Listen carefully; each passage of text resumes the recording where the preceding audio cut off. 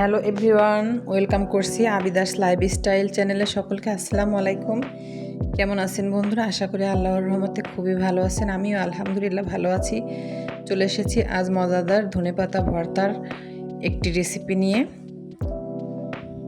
ধনেপাতা ভর্তা করার জন্য এই তো পাতাগুলো খুব সুন্দরভাবে বেছে নিয়েছি, তো পরিষ্কার করে ধুয়ে নেব। ভর্তা করে নেওয়ার জন্য প্রথমে এই তো কড়াইতে তেল দিয়ে চুলার উপরে বসিয়ে দিয়েছি। তেলটা একটু গরম হলে এর মধ্যে দিয়ে দেব আমি প্রথমে তেলের মধ্যে দিয়ে দেব কাঁচামরিচ। কিছু খাবার আছে যেগুলো যতই সাধারণ হোক না কেন মনে একটা আলাদা জায়গা করে নেয়। ধনেপাতা ভর্তা ঠিক তেমনি একটি খাবার। ছোটবেলায় মায়ের হাতের রান্না খেতে বসলে কত রকমের পদ থাকতো, তার মধ্যে এই সামান্য ধনেপাতা ভর্তাটা যেন ভাতের সঙ্গে অন্যরকম একটা আনন্দ এনে দিত। গরম গরম ভাত, পাশে একটু ধনেপাতার ভর্তা, ব্যাস আর কিছু না থাকলেও মনটা ভরে যেত। আজ যখন ধনেপাতার সেই সুগন্ধ নাকে আসে, মনে হয় যে ফিরে গেছি সেই ছেলেবেলার দিনগুলোতে, যে দিনগুলোতে চাওয়া পাওয়ার ছিল খুবই কম, কিন্তু আনন্দ ছিল অনেক বেশি। তাজা ধনেপাতা, কাঁচামরিচ, পেঁয়াজ আর সামান্য কিছু মশলা সব কিছু একসঙ্গে মিশিয়ে যখন ভর্তা তৈরি হয় তখন এর স্বাদটা সত্যি অসাধারণ লাগে। খুব বেশি আয়োজনের দরকার হয় না, দামি কেন উপকরণের দরকার হয় না, ঘরের অল্প কিছু উপকরণ দিয়ে তৈরি করা যায় এমন একটি খাবার যেন মনকে তৃপ্তি করে দেয়। তো এই তো আমি কাঁচামরিচ ভেজে নিয়েছি, তার সঙ্গে দুটো শুকনো মরিচ ভেজে নিয়েছি, আর এক সাইডে কিন্তু দিয়ে দিয়েছি কয়েকটা রসুনের কোয়া। এখন নেড়ে চেড়ে রসুনগুলো খুব সুন্দরভাবে একটু ব্রাউন কালার করে ভেজে তুলে নেব।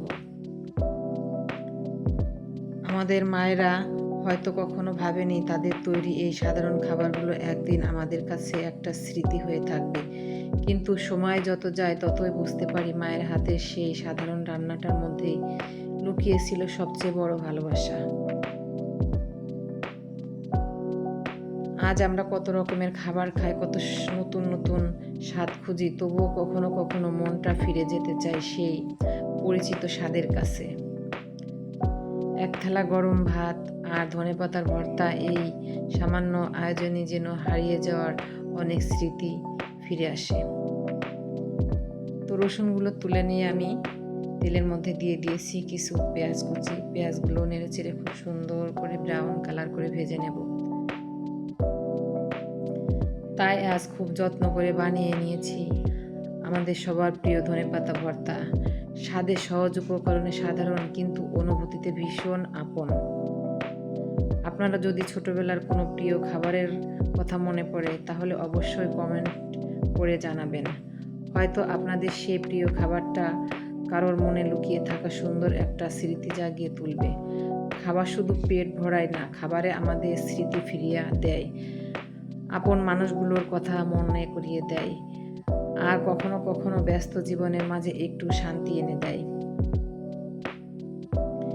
এই ধনেপাতার ভর্তা শুধু একটি খাবার নয়, আমাদের ঘরের স্বাদ, মায়ের হাতের ভালোবাসা আর ছোটবেলার কিছু স্মৃতির নাম। তো পেঁয়াজগুলো আমি ভেজে তুলে নিয়েছি আর দিয়ে দিয়েছি ধনেপাতাগুলো দিয়ে খুব সুন্দরভাবে নেড়ে চেড়ে নিচ্ছি। এখন সামান্য একটু পানি দিয়ে ঢাকনা দিয়ে ঢেকে দেবো, আর দিয়ে দেবো সামান্য পরিমাণে একটু লবণ। লবণটা দিলে ধনেপাতাগুলো খুব সুন্দর সহজেই নরম হয়ে আসবে।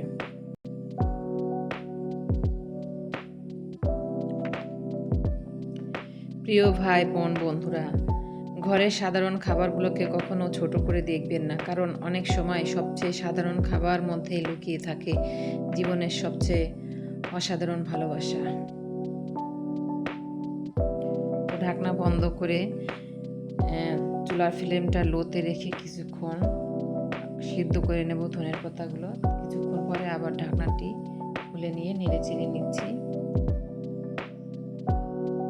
তো পাতা থেকে সমস্ত পানি কিন্তু শুকিয়ে গিয়েছে, আর পাতাগুলো কিন্তু খুব সুন্দরভাবে ভাজা হয়ে গিয়েছে। এখন আমি শিলপাটাতে বেটে নেব। সত্যি বন্ধুরা, গরম গরম ভাতের সঙ্গে যখন একটু ধনেপাতা ভর্তা মিশে যায় তখন সেই স্বাদের তৃপ্তিটা সত্যি অন্যরকম। এক মুঠো ভাত হাতে নিয়ে ধনেপাতার ভর্তার সঙ্গে মেখে মুখে দিলে মনে হয় আহা, এর চেয়ে শান্তি আবার আর কি হতে পারে। ধনেপাতার সেই ঘ্রাণ, কাঁচামরিচ, হালকা ঝাল আর মশলা, মিষ্টি একটা স্বাদ, সব কিছু মিলে গরম গরম ভাতের সঙ্গে এমনভাবে মিশে যায় যে এক লোকমা খাওয়ার পর আর এক লোকমার জন্য মনটা যেন অপেক্ষা করতেই থাকে। কত দামি দামি খাবার আমরা খাই, কত রকম নতুন স্বাদ আমাদের সামনে আসে, কিন্তু গরম ভাতের সঙ্গে ধনেপাতার এই সহজ স্বাদটার কাছে যেন সব কিছুই হার মেনে নেয়। তো পাটার মধ্যে দিয়ে আমি খুব সুন্দরভাবে প্রথমেই পেঁয়াজ, রসুন এবং মরিচগুলোকে বেটে নিচ্ছি। তো এগুলো খুব সুন্দরভাবে বেটে নিয়ে তারপরে পাতাগুলো আমি পাটার মধ্যে তুলে খুব সুন্দরভাবে বেটে নেব। এক থালা গরম ভাত, পাশে একটু ধনেপাতা ভর্তা, ব্যাস এতটুকু পেট ভরে যায় আর মন ভরে যায়। এই স্বাদের মধ্যে যেন মিশে আছে ঘরের মায়া, মায়ের হাতের রান্নার স্মৃতি আর ছোটবেলার সেই সহজ সরল দিনগুলো।